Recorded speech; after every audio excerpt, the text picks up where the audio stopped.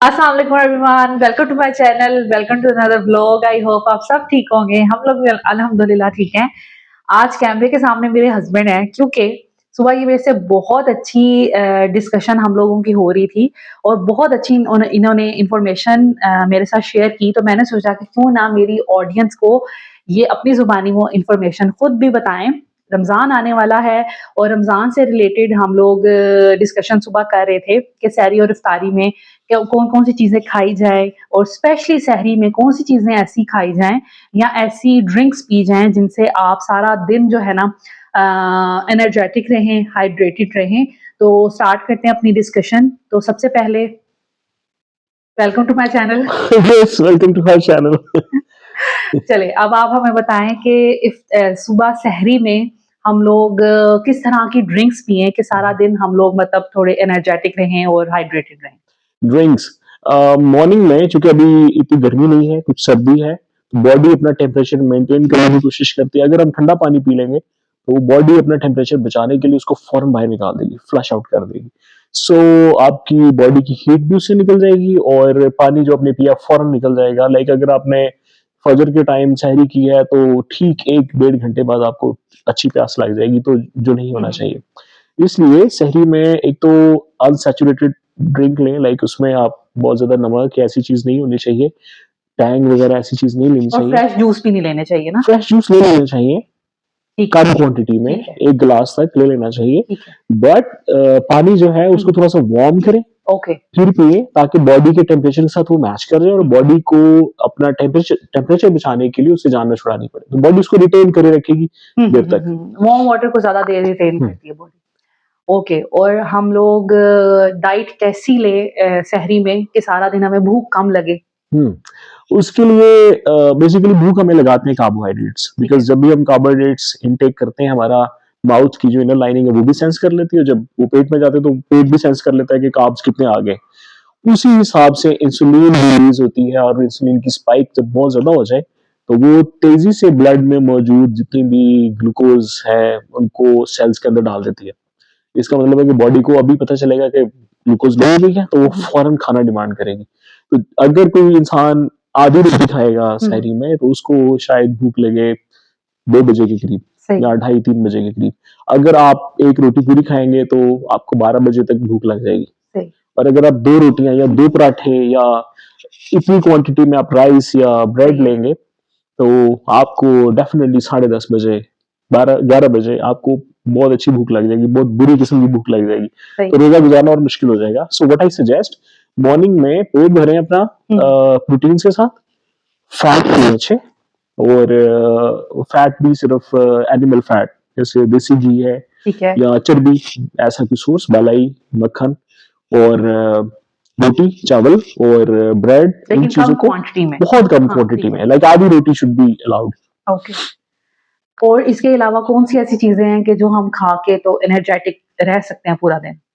नहीं, ऐसी कोई चीज नहीं है जिसके साथ हम फील नहीं, करें। रोटी का हमने पोर्शन कम, जो है वो कम कर हाँ, दिया ना, उसको उसके कॉम्पनसेट करना सब्स्टिट्यूट में हम क्या है जी। आपने गोश्त और उसको करना है, फैट्स को।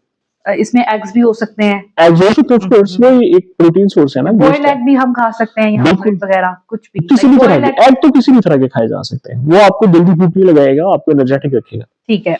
सहरी में हमें क्या मेन्यू लेना चाहिए जिससे आपने कहा ना कि रोटी कम कर दें और बाकी चीजें ऐड कर लें, तो वो कौन सा आप बताएं कि क्या क्या प्रोपोर्शन होना चाहिए। देखिए ना, रोटी हमने कम करके आधी कर दी, ठीक है।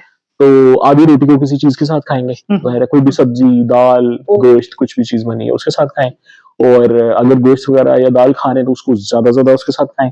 ठीक है। उसके बाद एग्स जितने खा सकते हैं, जितना दिल करता है उतना खाएं, इसका कोई नुकसान नहीं है और इसका कोई रोजे को गुजारने में भी कोई नेगेटिव इम्पैक्ट नहीं अक्सर है। लोग कहते हैं जी एग की तासीर गर्म होती है, नहीं ज्यादा नहीं होती, खाना चाहिए। नहीं, ऐसा कुछ है नहीं साइंटिफिकली, ऐसी कोई चीज है ही नहीं कि उसकी तासीर गर्म या ये स्पेशली थर्मोजेनिक हो, ऐसा ऐसा नहीं। Okay okay okay. अब हमने एग ले लिए, साथ में सालन हम लोग कुछ ले सकते हैं जो भी बना हुआ है, और साथ में हमने हाफ रोटी ले ली। अच्छा, कुछ लोग कहते हैं कि दही और अंडा एक साथ नहीं खाना चाहिए, और अक्सर लोग कहते हैं कि दही से ये है कि आप एनर्जेटिक फील करते हैं और रोजा अच्छा गुजर जाता है, आपको प्यास कम लगती है। तो क्या ये सही बात है, लॉजिकल है और इसके अलावा अगर हम अंडा और दही एक साथ खा रहे हैं तो उसका कोई इशू तो नहीं है।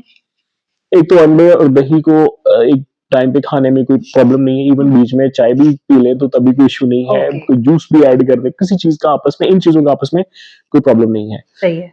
दूसरा ये है, दही खाने से आप एक स्वीटनेस का इफेक्ट होता है, जिसकी वजह से हमें लगता है कि शायद हमें कुछ देर प्यास नहीं लगेगी। उसका और कोई बड़ी रीजन नहीं है। हाँ, चाय से प्यास जल्दी लग सकती है बिकॉज ये थर्मोजेनिक है।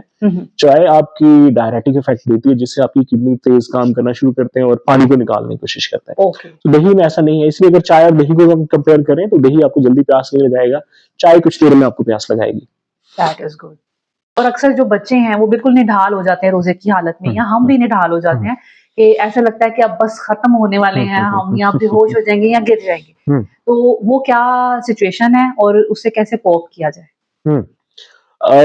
असल में बॉडी को अगर ये पता चले कि हम कुछ देर में खाना खाने लगे हैं, जैसे खाने की स्मेल आए या हमने खाना कुछ देर में शुरू करना हो और बॉडी को ये पता हो, तो बॉडी खुद को प्रिपेयर करना शुरू कर देती है। आपका स्टमक जो है वो गैस्ट्रिक जूस बनाना शुरू कर देता है, जो रेडी करता है आपको खाने के लिए। उससे आपकी भूख और बढ़ जाती है। तो किसी को भी अगर बहुत तेज भूख लगे और वो आधा घंटा बिल्कुल उसको गुजार लें, तो आधे घंटे में बॉडी का जो बैकअप सिस्टम है वो ट्रिगर हो जाता है, ग्लाइकोजन वापस कन्वर्ट होकर ग्लूकोज में तो ब्लड में आना शुरू हो जाता है, जिससे आपकी भूख जितनी भी ज्यादा है, अगर आधा घंटा आप कुछ ना खाएं और आप बॉडी को बता दें कि भाई अभी नहीं आ रही, खुद अपने दिमाग में ये सोचें अभी इफ्तार का टाइम नहीं है और अभी आपको वेट ही करना है, तो वो टाइम और कम हो जाता है क्योंकि बॉडी एक्सपेक्ट नहीं करती खाने को, फॉरन ग्लाइकोजन ट्रिगर हो जाता है और आपके ब्लड में प्रॉपर ग्लूकोज आ जाती है और आपकी भूख बिल्कुल गायब हो जाती है। सो जैसे 1 बजे 2 बजे 3 बजे आपको बहुत तेज भूख लगे अगर रमजान में, आपको क्लियरली सोच लेना चाहिए कि इफ्तार से पहले तो मैंने कुछ खाना नहीं है। बॉडी भी इस चीज को मान के आपके ग्लाइकोजन को जल्दी ट्रिगर कर देती है और जैसे ही बॉडी के आपके अंदर लाइक लिवर में जहां भी ग्लाइकोजन स्टोर्ड है, जैसे वो निकल के ब्लड में आता है तो आपको भूख खत्म हो जाती है और आपको पूरी एनर्जी भी मिल जाती है। एक इंसान में बगैर खाना खाए इतनी एनर्जी है कि वो 15 to 20 डेज आसानी से सारी जिंदगी के अपने काम कर सकता है। लाइक उसको बैल बैठने की जरूरत भी नहीं, बॉडी इतनी एनर्जी अपने अंदर रखती है। तो इस वजह से आपके लिए वो 2-3 घंटे गुजारना बहुत ही आसान है अगर आप खुद को समझा साइकोलॉजिकल बस Yes. एक इम्पैक्ट होता है कि अगर हम उसको सोचने, वैसे बड़े जो हैं हम लोगों में तो वो कहते हैं सब्र आ जाता है रोजे के साथ, नहीं उसका क्योंकि हमें तो पता होता है कि Yes. हम इफ्तार से पहले कोई ऑप्शन और नहीं उसका आसान हल ये है, खुद है ये बच्चे उसको किसी भी चीज में बिजी कर एक्टिविटी में। हाँ, किसी भी चीज में बिजी, आपका जैसे ध्यान आपके खाने से हटेगा, आपकी भूख से हटेगा, भूख वैसे ही खत्म हो जाएगी। सही है।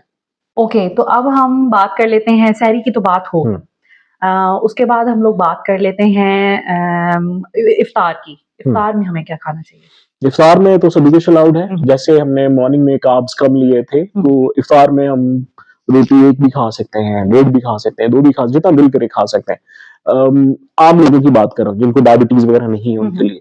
इसी तरह से आप कोई भी ड्रिंक्स भी ले सकते हैं, आप ऐसे ड्रिंक्स भी ले सकते हैं जिसमें मिनरल्स हो, जिसमें बहुत ज्यादा सॉल्ट्स हो, बिकॉज अभी आपका खाना अलाउड ही है मॉर्निंग तक। बल्कि रात में अगर आप खाने में कार्ब ज्यादा लेंगे तो सुबह अच्छी भूख भी लगी होगी। अगर आपने रात के खाने में कार्ब्स नहीं लिए, सही है, तो फिर आपको सुबह सहरी के टाइम आपका खाने को दिल भी नहीं अक्सर करेगा। ऐसा होता है कि सहरी में कुछ खाने को दिल नहीं करता। हाँ, रात में कार्ब लेने चाहिए ताकि आपकी इंसुलिन एक दफा बूस्ट करे और अच्छी भूख लग जाए आपको सुबह तक। ओके, और ड्रिंक्स किस तरह की लेनी चाहिए? सारे अलाउड है, ठीक है। इफ्तार में तो सारे अलाउड है तो बिकॉज ये जो फ्राइड फूड होते हैं और आम खाना तो हो गया ना, फ्रूट्स हो गए, हम लोग इफ्तार में चाट वगैरह इस्तेमाल करते हैं और चिकन खाना वगैरह, तो ये जो फ्राइड फूड स्टफ है उसके बारे में आप क्या कहेंगे? ना उनका टेस्ट अच्छा होता है और लेकिन खाने में इतने अच्छे नहीं है, उनका कोई फायदा नहीं है। और हम चूंकि आमतौर पे उसको ऑयल में बनाते हैं, तो वेजिटेबल ऑयल के बारे में तो अभी बहुत बुरी बुरी बातें मशहूर हो रही हैं कि उनका नुकसान ही है।